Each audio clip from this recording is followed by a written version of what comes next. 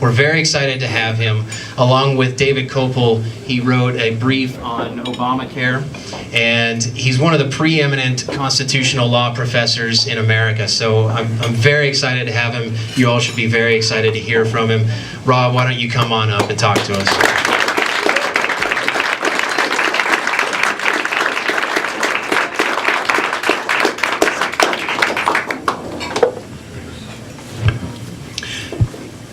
There's a little bit more to the story. My wife and I lived here in Colorado in the 1970s and 1980s. We met on a Colorado Mountain Club hike on August 2nd, 1979, and we were married about 6 months, about a year and a half after that in Denver. I was practicing law and decided I wanted an academic career, and in order to have an academic career, you go where the job is offered. And the job I was offered was in Oklahoma. And so I had to move from Boulder County to Oklahoma City. It was about the hardest thing I think I've ever done. But we did it, and after I'd been there for less than 2 years, I was recruited by the University of Montana. And so I lived in the beautiful state of Montana for 24 years. Was very active, as Mike just told you, in state affairs, taught constitutional law among many other courses, ran for governor twice, actually did not too bad the second time, not quite good enough.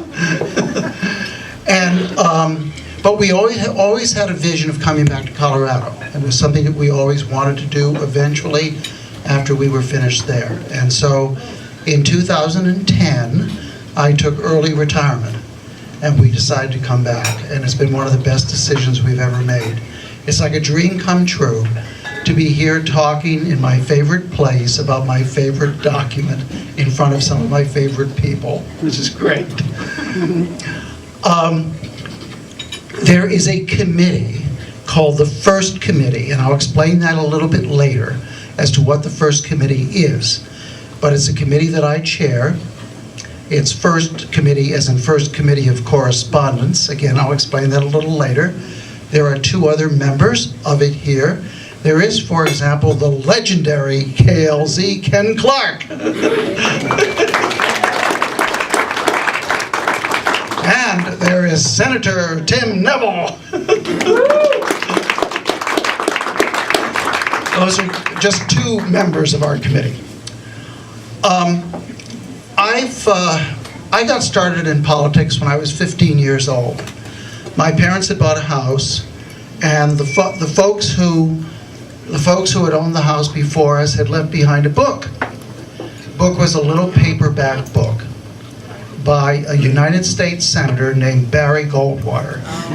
And the name of the book was Conscience of a Conservative. Yes, Matt Arnold. And when I read it, I became captivated. I worked really hard in the Goldwater campaign, and we won, right? Now, we know how that one turned out. I learned a little bit about defeat there. And over the years, I think I've learned a lot more about defeat. Not just defeat, but sometimes victory. For example, I was a speaker in the Reagan-Bush campaign of 1980 here in Colorado. I used to go to all the high schools and promote Ronald Reagan, so we've won some too. But we have to admit that if we look over the long haul, our won-lost record generally has not been very good. And many of the things that we predicted would happen if we didn't win have in fact come true. The system has become effectively broken. And you don't have to look further than that, but to see the situation with the national debt. The national debt, by some measures, now exceeds the total amount of the economy. Just a few years ago, when they first started talking about a balanced budget amendment, it was about 1/3 of the economy. So they started talking about a balanced budget amendment in the 70s, 80s, when the deficit seemed astronomical because... I agree. What is it? Turn your cell phone off. I thought I had to. Or someone next to a speaker. a Senate review. It's Homeland Security. That's what it is. Suppose I come around here for a minute. Ari says he can follow me.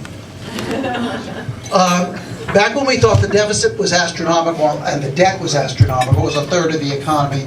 Today it is more than the entire economy. That's only one example. You can come up with many of your own to indicate that the constitutional system has broken down. We've tried a lot of different things, haven't we? I mean, we've supported good people for office. We have worked for political causes of various kinds. We've engaged in public education. We've prayed, some of us. We've done all kinds of things to sort of turn this around. And by and large, it hasn't worked.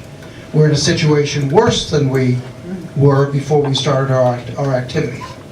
So the question is there anything really we can do about it? And a lot of people have answers that are outside the Constitution. Like, well, we can engage in state secession or state nullification. For a variety of reasons, and I'm not going to go into them today, those are, I believe, ill-advised measures. Especially when you have a proposal, and especially when you have an avenue that the Founding Fathers provided for specifically. And that's what I'm going to be talking about tonight, to introduce you to that avenue and how we can use it. Now, the founders knew that when they drafted the Constitution, they were drafting a document for the ages. John Dickinson, for example, wrote at the time, we're not deliberating for a day or a year or even an age, we're deliberating for eternity. We're coming up with a document that will hopefully govern America in the centuries to come. And that meant that the document had to include, as many of the state constitutions did not, had to include a provision for amendment. Now the founders saw amendment as serving several different purposes. Today we think of amendment as something for changed conditions. But they also thought an amendment process was important for other reasons. For example, there might be drafting mistakes in the Constitution that would have to be cured by amendment.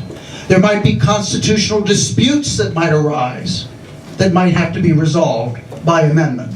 And there might be abuses at the federal or the state level that would have to be dealt with through amendment. And the founders turned out to be prescient because all of those kinds of occasions have been reasons for passing amendments. The Bill of Rights was passed to prevent abuses. The 11th Amendment and the first clause of the 14th Amendment were passed to resolve constitutional disputes. The changed conditions was the reason for the passage of the 20th Amendment, reducing the time between the period a president is elected and the time he takes office. So all of these sorts of occasions have occurred. State abuse was the occasion for the passage of the 13th, the 14th, and 15th Amendments. The amendments passed right after the Civil War. But what we really have not had since the passage of the Bill of Rights in 1789 by Congress, what we have not had is an amendment to deal with federal abuses. And with very good reason. Congress won't pass one. In order to have a constitutional amendment, it has to be proposed before it can be ratified. And Congress is one of the ways that constitutional amendments are proposed. But with the exception of the repeal of Prohibition, Congress has not passed an amendment limiting its own power since it adopted the Bill of Rights in 1789. It's passed plenty of amendments expanding its own power. It's passed amendments restraining the power of the states. But it has not passed amendments limiting its own power. Certainly there have been many efforts to have Congress pass such an amendment. Probably the most famous example was in 1995 when the US Senate came within one vote of approving a balanced budget amendment, but they still ultimately turned it down. Is there any way to use the amendment process as the founders intended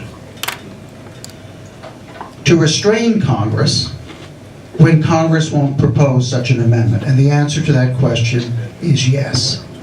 And to understand what that is, I'd like to take you back, just briefly, to 1787, to the Constitutional Convention. I mentioned already that the founders recognized that amendment would be necessary in the new system.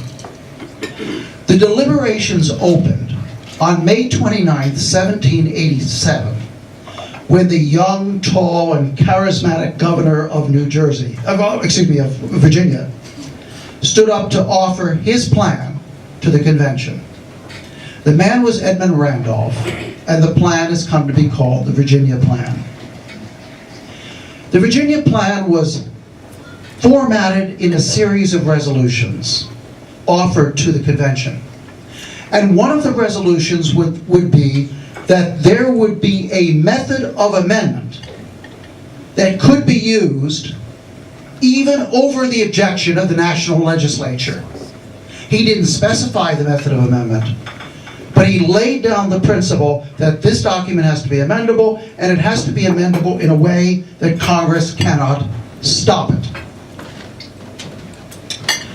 The next step in the convention, after the delegates had approved that particular resolution, is that that resolution and all the other resolutions that the delegates had adopted were handed over to a committee. It was called the Committee of Detail. And it was headed by one of the most outstanding lawyers in America, a man by the name of John Rutledge, who represented the state of South Carolina, and who, by the way, was later to serve on the U.S. Supreme Court.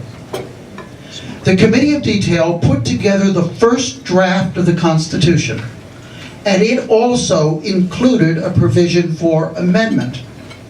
And what it said was that if 2/3 of the states apply to Congress, then Congress must call a convention to adopt amendments.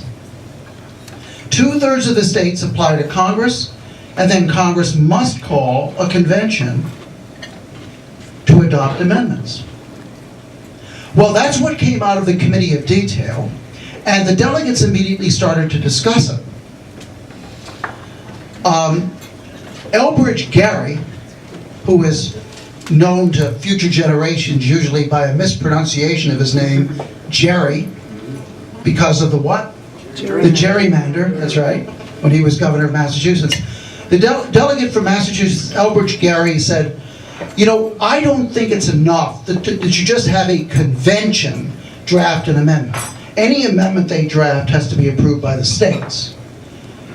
And the delegates agreed with that, and they put that in the Constitution. And then the brilliant, sort of semi-scrupulous delegate from New York, Alexander Hamilton, stands up and says, you know, Congress is going to be working with this document a lot. I think Congress ought to have the power to propose amendments too. And so the delegates rewrote the provision in a way that seemed to imply that only Congress could propose amendments. At that point, George Mason of Virginia stood up and said, well, wait a minute. What if Congress becomes abusive? If Congress is the only way to propose amendments, then it could block any meaningful reform. And so Mason said, I think there should be a way for the states to propose amendments and cram them down Congress's throat. He didn't put it quite like this. And cram them down Congress's throat whether Congress wants them or not. And the delegates agreed. They took their various votes, they put it together, and they had a brilliant but nerdy little man from Virginia named James Madison write it up. And the result was Article 5 of the U.S. Constitution. Now it's time to take out our constitutions. Turn to Article 5.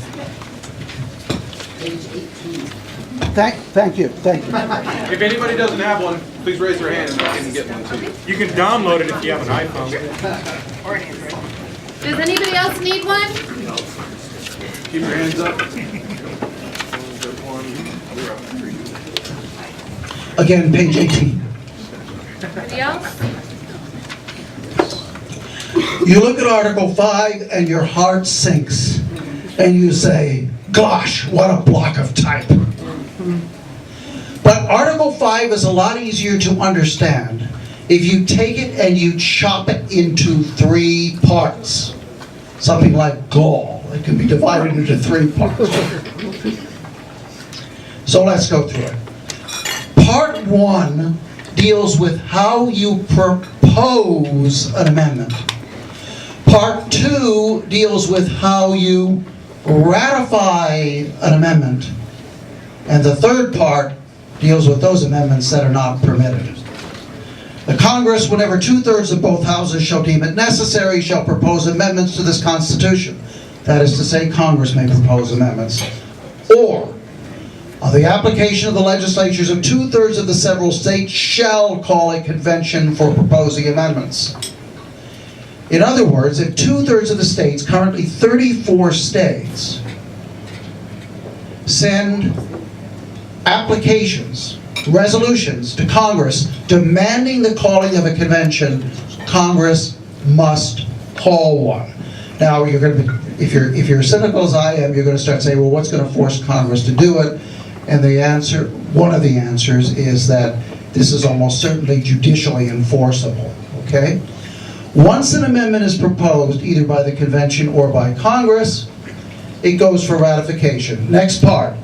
Which in either case shall be valid to all intents and purposes as part of this Constitution when ratified by the legislatures of 3/4 of the several states or by conventions in 3/4 thereof as one or the other mode of ratification may be proposed by Congress. Congress must decide whether a proposed amendment goes to the state legislatures or to state conventions. Congress has in the past used both methods. If 3/4 of the state legislatures or conventions approve the measure, then it becomes part of the Constitution. And the third part, which I won't read, has to do with those amendments that may not be passed. Where did this procedure come from? Where did this idea come from?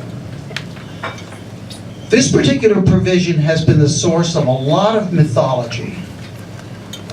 Specifically the Convention for Proposing Amendments. People have called it a constitutional convention. They've suggested that once it is convened, it could take over the country, despite the existence of the Pentagon. People have said that this convention is a mass national meeting with all the delegates elected by the people, and so forth. All of that is not true. So to understand where this came from, let's go back to the founding, and we'll learn a little bit about what this Convention for Proposing Amendments is. A convention, and the term probably comes from the usage of the Presbyterian Church. A convention is a meeting to handle political problems, other than a legislature. The legislature is kind of a standing body, but a convention is a body that handles problems on an ad hoc basis. The founders were great convention goers.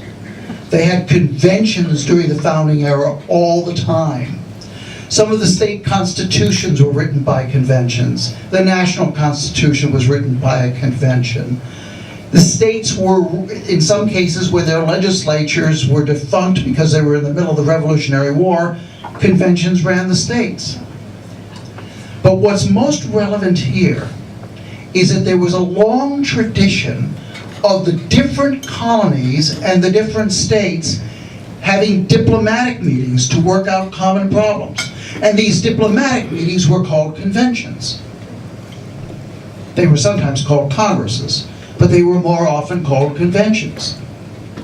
During the lifetime of Benjamin Franklin, There were at least 18 of these conventions, and Benjamin Franklin had attended a number of them as a delegate, and he had also reported on them as a professional printer.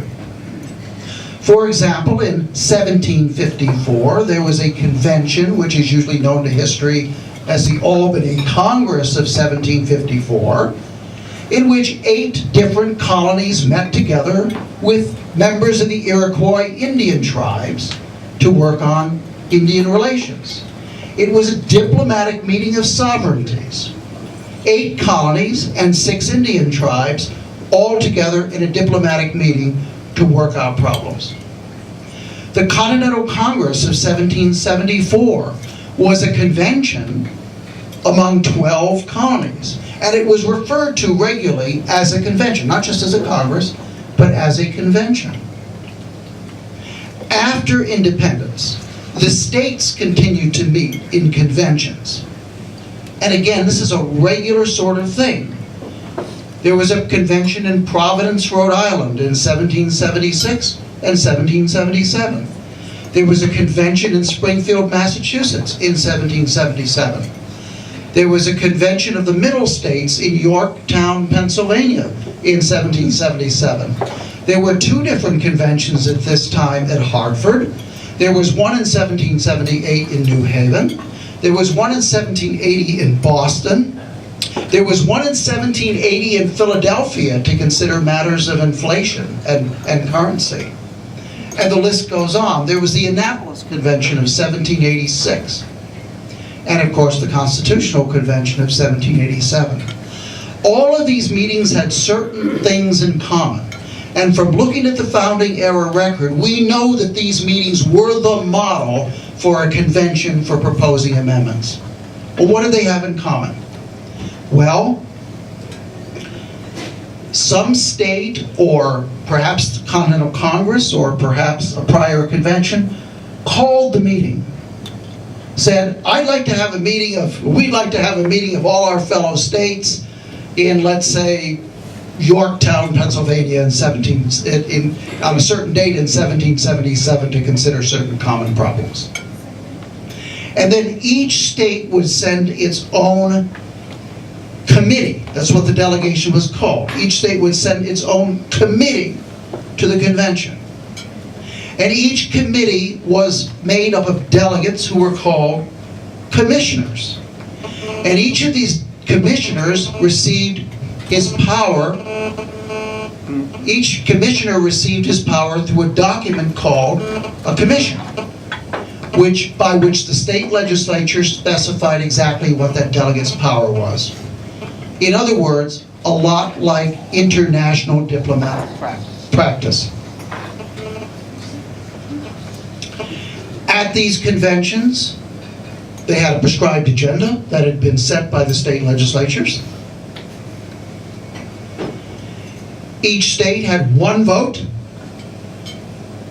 Each state decided how many commissioners to send in its committee, but that didn't make any difference because each state had one vote. These conventions almost invariably stayed within their agenda, because when you're the agent of a state legislature, you do what you're told. And then the conventions proposed solutions to various problems, either to Congress or to their state legislatures.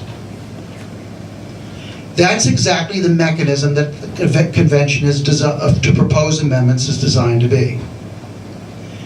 Each state that wants such a convention passes a resolution called an application, sends it to Congress, and when 2/3 of the states have applied, Congress must call the convention. All 50 states are invited. Each one has one vote. The applications specify what the topic of the convention is supposed to be. Are we going to consider a balanced budget amendment? Are we going to consider a term limits amendment? Are we going to consider an amendment to send into exile anybody who speaks against the Second Amendment? Whatever. The convention stays with that in that agenda because they have no power outside that agenda. If the convention decides that one or more constitutional amendments on that topic are merited, the convention proposes those amendments, and the states get a chance to ratify them. This is the mechanism that the founders set up for dealing with an abusive or overreaching Congress. Has it ever been used? In one sense, no. In one sense, no, because there have never been enough calls, not enough applications on any one topic to call a convention. But in another sense, it has been used again and again and again and again. In 1978, for example, the legislature of the state of Colorado passed a resolution which applied for a convention to propose a balanced budget amendment. Other states followed suit, and by the mid-1990s, 32 of the 34 states had proposed a balanced budget amendment. That's what got Congress to even consider it. The convention process has been used in a similar way on other occasions. Any fans here of the 17th Amendment providing for direct election of senators? No. I didn't think so. However, and I'm not going to make myself real popular by saying this, there were some very strong reasons for the adoption of the 17th Amendment. Whether they were sufficient reasons, I'm not going to get into. But in the late 19th century, enough states had become fed up with the system that they had, that they started asking Congress to adopt a constitutional amendment for direct election of U.S. senators. The House of Representatives was all too happy to comply. On 4 separate occasions, the United States House of Representatives passed resolutions for constitutional amendments for direct election of U.S. senators. But guess who refused to go along with it? The Senate. The Senate refused to go along with it. So finally, the states got sick and tired of this.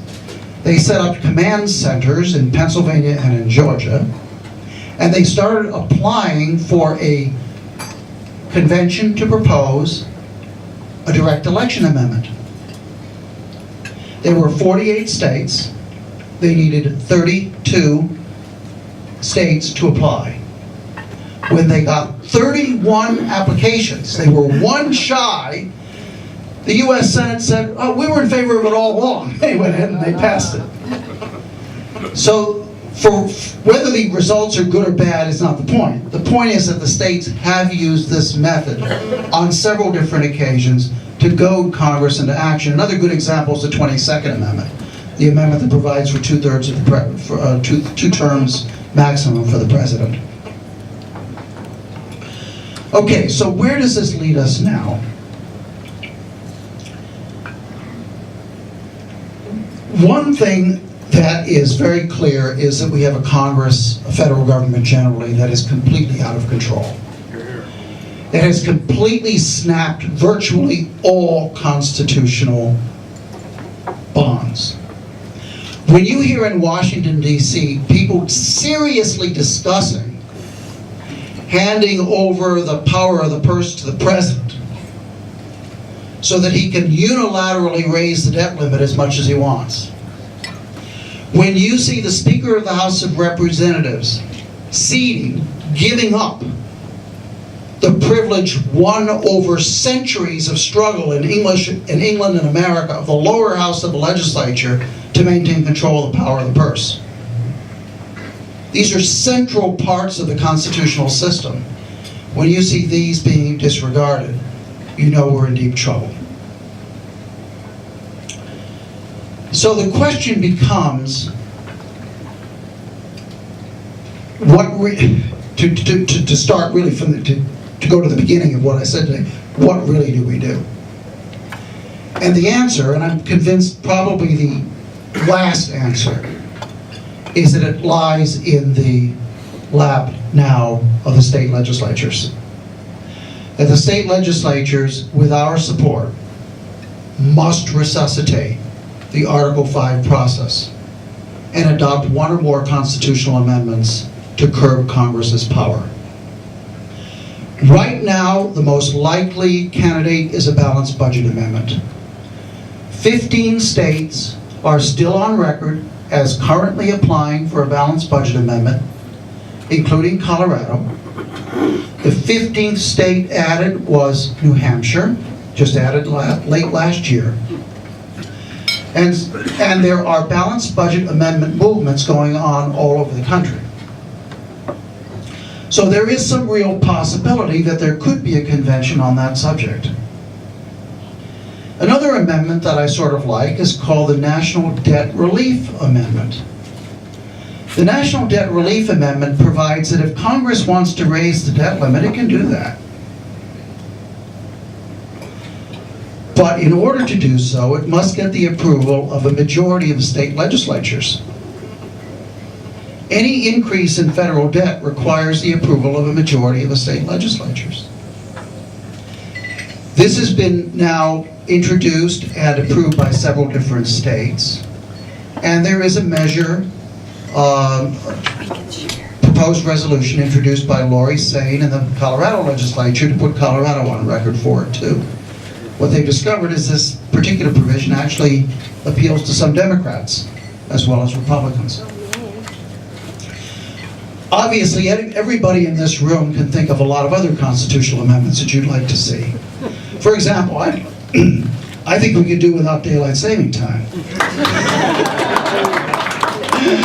But as a practical matter, the immediate crisis is a fiscal one. And that appeals to people. The balanced budget amendment, for example, polls in the 80 percentile when people are asked about it. But it requires our support in order to goad the state legislatures into moving forward. And that's where the first committee comes in.